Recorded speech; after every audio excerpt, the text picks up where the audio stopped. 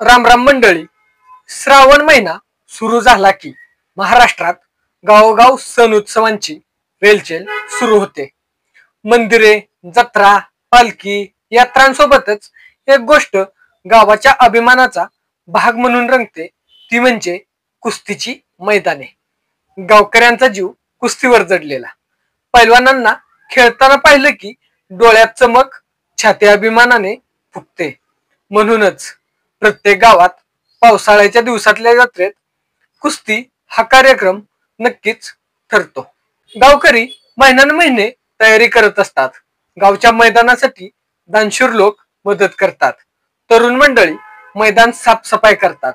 हजारो रुपयांचा खर्च करून भव्य स्टेज, व्यासपीठ, पाण्याची सोय, टेंट, लाईट्स, ध्वनी व्यवस्था सगळं सुरेखपणे उभारलं जातं. आणि मग त्या मैदानावर येतात महाराष्ट्रभरातील, देशभरातील नामांकित पैलवान. पण मित्रांनो, जिथे एवढा उत्साह असतो तिथेच एक मोठं संकट लपलेलं असतं, ते म्हणजे पावसाचं. श्रावणातला पाऊस कधी कुठून बरसेल हे सांगता येत नाही. ढगदाटले की गावकरी देवाकडे साकडं घालतात, देवा कसंही कर पण आमचं मैदान वाचव. पण निसर्गाची मर्जी वेगळीच असते. एका क्षणात मुसळधार सरी कोसळतात. मिनिटाभरात रंगलेलं कुस्तीचं मैदान चिखलानं माखून जातं.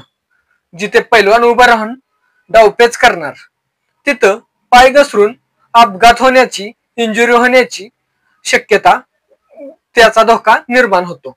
प्रेक्षकांच्या गच्च भरलेल्या गॅलरी समोर आयोजकांचं सगळं गणित चुकतं. अनेकदा तर मोठमोठे पैलवान गावात आलेले असतात. लोकांची गर्दी जमलेली असते आणि तेव्हाच पावसाच्या सरी सुरू होतात. मैदान पाण्यानं भरून जातं. कुस्ती रद्द करण्याशिवाय पर्यायच राहत नाही.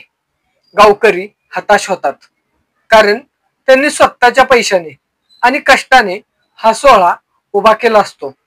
काही गावात तर 10-10 लाखांहून अधिक खर्च होत असतो. पण निसर्गापुढे माणसांचं काहीच चालत नाही. खरं तर कुस्ती हा मातीशी जोडलेला खेळ आहे.